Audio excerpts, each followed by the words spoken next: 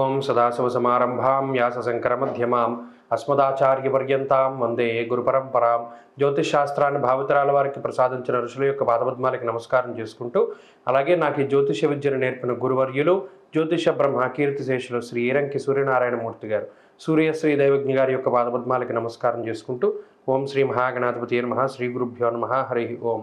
వీక్షకులందరికీ నమస్కారం. కుంభరాశి వారికి ఈ వారం సానుకూలమైనటువంటి గ్రహస్థితి గోచరిస్తూ ఉన్నది. గత వారంతో పోల్చుకుంటే అనుకూలించేటువంటి గ్రహాల యొక్క సంఖ్య పెరిగింది. రవి తృతీయ స్థానమందు యోగిస్తూ ఉన్నారు. రెండవ స్థానమందు శుక్రబుధులు అనుకూలంగా ఉన్నారు.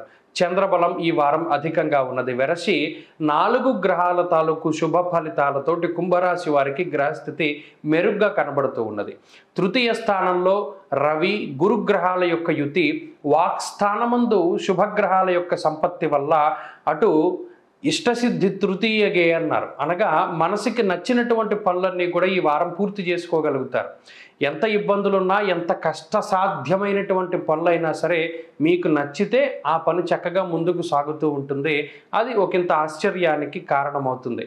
అంతేకాక మీరు ఆనందంగా ఉండడానికి లేదా మీరు ఉత్సాహంగా ఉండడానికి కారణమయ్యేటువంటి పరిస్థితులన్నీ కూడా ఈ వారంలో ఉంటాయి. మీకు ఏదైనా ఇష్టమైనటువంటిది ఉంటే ఆ ఇష్టమైనటువంటిది చక్కగా మీకు మీ దగ్గరకు వస్తూ ఉంటుంది, మీరు దాన్ని అనుభవించగలుగుతారు.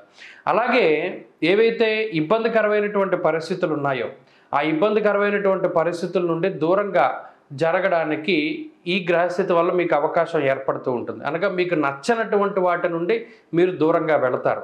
ఒక పని చేయడం మీకు నచ్చకపోతే ఆ పని చేయాల్సినటువంటి అవసరం ఉండదు. అలాగే మిమ్మల్ని బాధించేటువంటి వారు ఎవరైనా ఉంటే వారు మీ నుండి దూరంగా వెళ్ళిపోతూ ఉంటారు. ఇలా ఉపశమనాన్ని కలిగించేటువంటి విషయాలన్నీ ఈ వారంలో జరుగుతూ ఉంటాయి.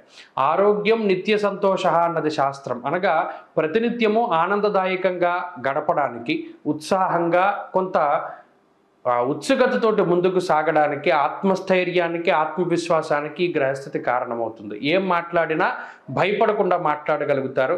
మీ యొక్క మనస్తత్వాన్ని అలాగే మీ యొక్క ధైర్యాన్ని ప్రకటించుకోగలుగుతారు. ఎక్కడా కూడా ఏది భయపడకుండా, తొణకకుండా మాట్లాడగలిగేటువంటి ఆ ధైర్యాన్ని గ్రహస్థితి ఇస్తూ ఉంటుంది. అలాగే కుటుంబ సంబంధమైనటువంటి విషయాలు, కుటుంబ సభ్యులకు ఉండే అనారోగ్య సమస్యలు తగ్గడం, అలాగే కుటుంబ సభ్యులు మీకు అనుకూలంగా ఉండడం, ఇవన్నీ కూడా మీకు కలిసి వచ్చేటువంటి అంశాలు. ఆర్థికంగా పరిస్థితులు బాగున్నాయి.